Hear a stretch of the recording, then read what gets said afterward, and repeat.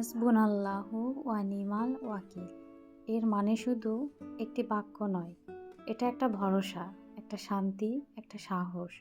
যখন সব দিক অন্ধকার লাগে, যখন মানুষ পাশে থাকে না, নিজের শক্তি কম লাগে, তখন এই কথাটা মনে করিয়ে দেয়, আমার জন্য আমার আল্লাহই যথেষ্ট। তিনি সব দেখেন, সব জানেন, আর সঠিক সময়ে সঠিক সিদ্ধান্ত নেন। মানুষের উপর ভরসা ভেঙে যেতে পারে, পরিস্থিতি হাতের বাইরে চলে যেতে পারে, কিন্তু আল্লাহর উপরে ভরসা, আস্থা কখনো বৃথা যায় না। তাই মন শান্ত করে বলুন, আমার রব আছেন, এটাই যথেষ্ট। হ্যালো এভরিওয়ান, আসসালামু আলাইকুম। কি অবস্থা সবার? কেমন আছেন সবাই? আশা করি মহান আল্লাহর রহমতে যে যেখান থেকে আমার ভিডিওটি দেখছেন অথবা শুনছেন, সবাই ভালো আছেন। আলহামদুলিল্লাহ, আমরাও আপনাদের দোয়ায় আল্লাহর রহমতে ভালো আছি। সবাইকে ওয়েলকাম করছি আমার চ্যানেলের নতুন আরও একটি লাইফস্টাইল ব্লগ ভিডিও দেখার জন্য। ভিডিও শুরুতে আপনাদের সবার কাছে একটা অনুরোধ রইল, ভিডিওটি ভালো লেগে থাকলে প্লিজ একটি লাইক দিয়ে ফুল ভিডিওটি কন্টিনিউ করবেন। আপনারা অনেকেই দেখি ভিডিও দেখেন কিন্তু ফুল ভিডিওটি কন্টিনিউ করেন না, যার কারণ আমি বুঝতে পারছি আমার ওয়াচ টাইম একদমই হচ্ছে না। আপু একটা ছোট্ট 8 মিনিটের ভিডিও যদি আপনারা দেখেন, আপনাদের কিন্তু কোনো ক্ষতি হবে না। আর আমি যে সকল আপু ভাইয়া আঙ্কেল আন্টিদের ভিডিও দেখি, আমি কিন্তু সবার ভিডিওটি ফুল টাইম একদম দেখে দিই। তার কারণ আমি যদি কোনো কাজে ব্যস্ত থাকি, তাও কিন্তু আমি ভিডিওটি অন করে রাখি, যাতে সেই আপু বা ভাইয়ার ভিডিওটি ফুল ওয়াচ হয়ে যায়।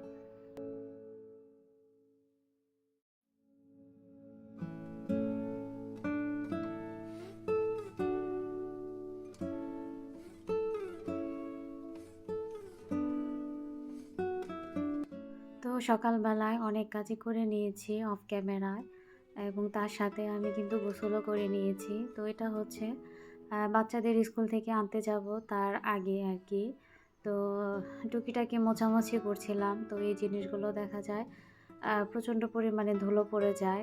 আর যেহেতু বৃষ্টি হয় না, বৃষ্টির কারণে বাহিরের ধুলোগুলো অনেক বেশি আর কি ওড়ে, যার কারণে প্রতিটা জিনিসে আর কি ধুলাবালি হয়।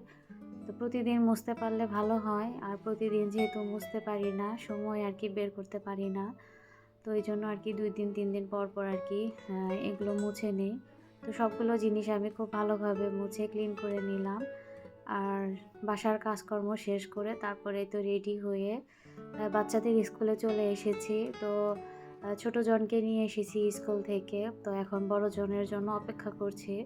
তো এখানে নতুন নতুন অনেক গাছ লাগানো হয়েছে স্কুলে, খুব ভালো লাগছিল গাছগুলো।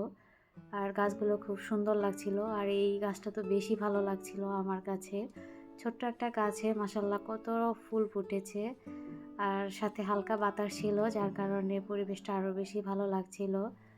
তো দেখা যায় বিভিন্ন স্কুলে কিন্তু অনেক রকমের এখন ফুল গাছ লাগানো হচ্ছে সৌন্দর্য বৃদ্ধির জন্য। আর এই গাছগুলো আমার অনেক বেশি ভালো লাগে। তো মেয়ের জন্য অপেক্ষা করছিলাম। আর এখন কিন্তু স্কুলে কোনো ওইরকম ক্লাস হয় না। টিফিনের আগ পর্যন্ত দেখা যায় 2-3টা ক্লাস ভালোভাবে হয়। তারপরে টিফিনের পরে ক্লাসগুলো হয় না বললেই চলে। কারণ দেখা যায় এখন যেহেতু জানুয়ারি মাস, স্কুলে বিভিন্ন রকমের প্রোগ্রাম হয়। তো সেই প্রোগ্রামের প্রিপারেশন আর কি বাচ্চাদের নেওয়া হয়।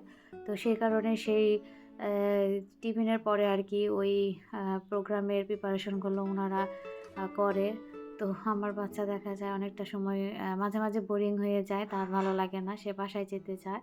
তো আজও সেই একই অবস্থা, আমাকে বলে দিয়েছে তুমি টিফিন টাইমে চলে এসো। তো ওই সময় আমি চলে যাব। তো সেই জন্য আর কি মেয়েদের নিয়ে একদম একেবারেই বাসায় চলে যাব। তো তারপর মেয়েদের নিয়ে বাসায় এসে অনেকটা সময় পার করেছি। তো এটা হচ্ছে সন্ধ্যার পর থেকে। তো সন্ধ্যার পর থেকে খুব চা খেতে মন চেয়েছিল, এই জন্য একটু চা বানিয়ে নিয়েছিলাম নিজের জন্য। তো বসে বসে আগে চাটা খেয়ে নিলাম, তারপরে আবার কাজ শুরু করব।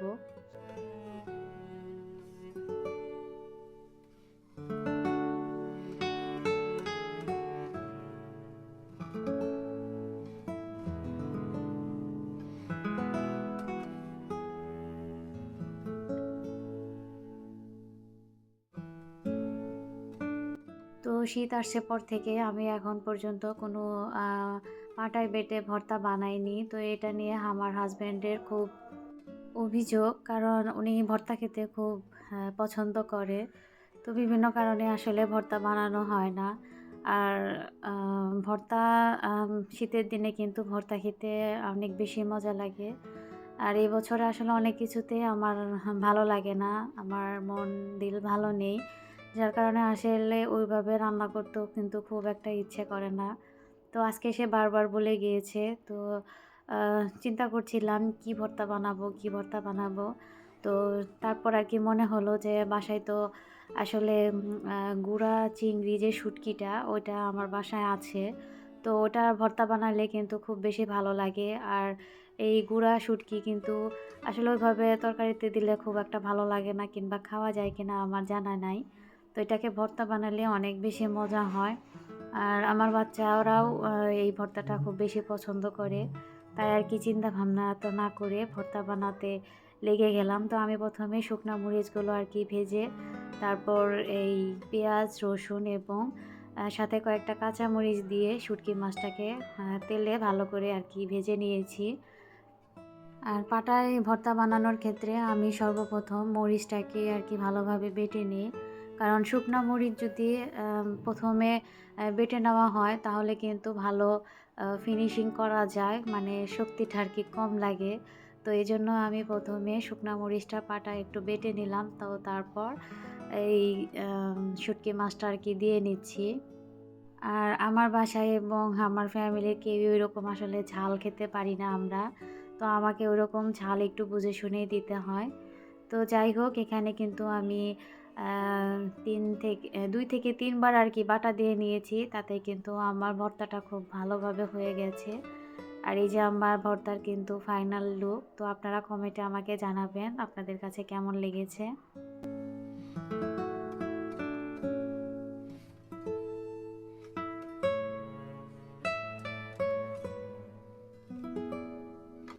তো তারপরে তো হাসব্যান্ড বাসায় এসেছে। বাসায় আসার পরে ওকে খেতে দিয়েছি। তো দেখলাম যে লাউ শাক এনেছে। আর এই শীতে এটাই হচ্ছে আমার বাসায় কিংবা আমাদের খাওয়ার মধ্যে ১ম লাউ শাক। এখন পর্যন্ত লাউ শাক খাওয়া হয়নি। আর এই শাকটা আমার শাশুড়ি গ্রাম থেকে পাঠিয়েছে। হয়তো গ্রাম থেকে কেউ এসেছে ঢাকায়, তো তার কাছে আর কি পাঠিয়ে দিয়েছে। আর সব শাকগুলোই একদম ফ্রেশ, কারণ ঢাকায় শাক কিনলে কিন্তু এতটা ফ্রেশ হয় না। তো এই ১ম আর কি শাক রান্না করব। তো বড় বাচ্চা বলছিল যে না, সে লাউ শাক ভর্তা খাবে। ও আসলে ভর্তাটাই বেশি পছন্দ করে। তো বলছিলাম ঠিক আছে ভর্তা বানাবো। আর আমার বাসায় শাক রান্না করলে খুব একটা বেশি কেউ খেতে চায় না। দেখা যায় আমাকেই বেশি করে আর কি খেতে হয়। তো যাই হোক, শাকগুলো কাটতে কিন্তু খুব বেশি ভালো লাগছিল, কারণ অনেক নরম ছিল। আর রাতেই আমি সব শাকগুলো কেটে রেডি করে রেখেছি যাতে সকালবেলা আর কি রান্না করে ফেলতে পারি। আর তার পাশাপাশি এই যে দেখেন নিচে বাচ্চারা কি খেলা করছে, ব্যাডমিন্টন। তো ওরা আর খুব বেশি দিন খেলতেও পারবে না। তো শীত তো চলেই যাচ্ছে। তো ওদেরকে একটু আর কি ভিডিও করে নিলাম। তো যাই হোক, আমি একদম আমার ভিডিও শেষ পর্যায়ে চলে এসেছি। আজকে বিদায় নিচ্ছি। ফিরে আসবো আগামীতে নতুন কোনো ব্লগ ভিডিও নিয়ে।